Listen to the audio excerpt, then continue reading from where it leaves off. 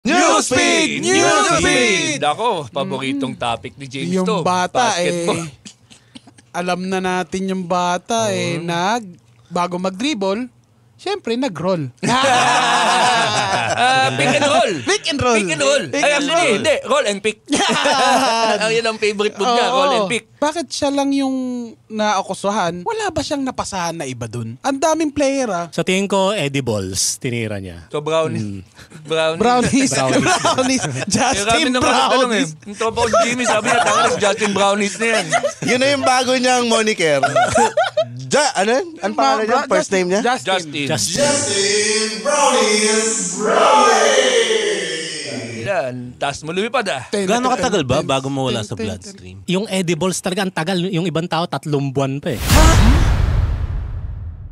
Kasi kinain mo siya eh. Yung ibang tao na ba yan? Yung ibang tao ba na yan? Parang ang dami mo nakain Parang natakot ka na para sa sarili mo. Kasi galing sa Thailand, di ba? Oo. Yung niisip ko lang, THC kay Brownlee.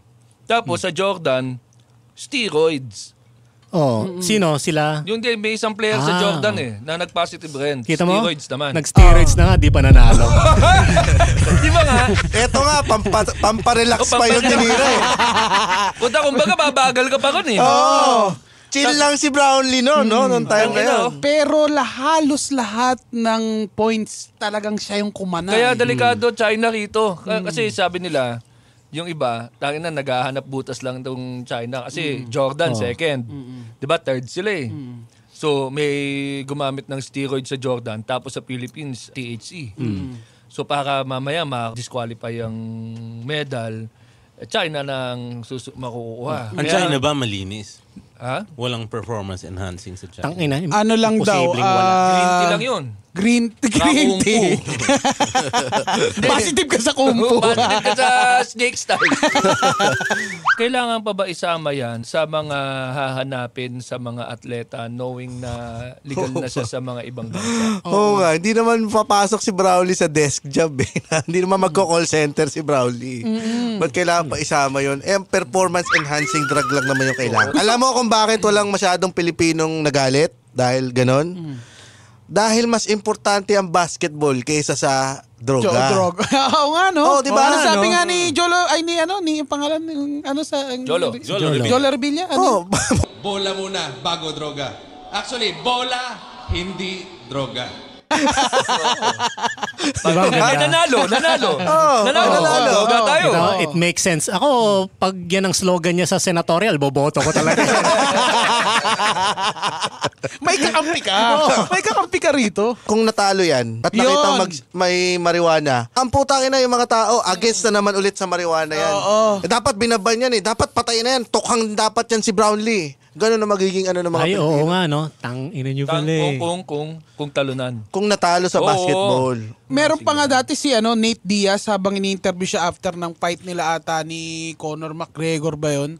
Habang magang-magay mukha niya, nagbe-vape siya na mayroon THC. At saka malamang taga-Amerika si Brownlee, legal dun. Ang sabi, kumbaga parang press con. Tapos tinanong sa kanya na yun, THC, may THC yun, na nakakatulong daw sa kanya yun para mag-repair ng muscle. How cannabis affects the body? Okay. Una-una, memory problems. THC changes the way a part of your brain called hippocampus.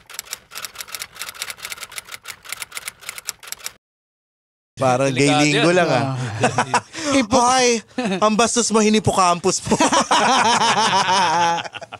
Processes information so it can affect your ability to form new memories. Number 2, dopamine release. Cannabis triggers the release of dopamine in the brain, triggering feelings of euphoria and potentially heightening your sensory perception. Ang epekto sa basketball niyan, kahit sinisira yung laro mo, okay lang, no? Hindi ka apektado. Hindi ka apektado. Good vibes lang. Kasi yun di ba? Ang nagiging play sa mga scorer, sisirain yung laro mo. Trash talk, no? Trash talk, di ba yung ginagawa kay Jordan? Ako, tinatrash talk kita. Ikaw si Justin Brownlee. You like the fried chicken? I like the fried chicken! Ay, nulit. Ang ganda.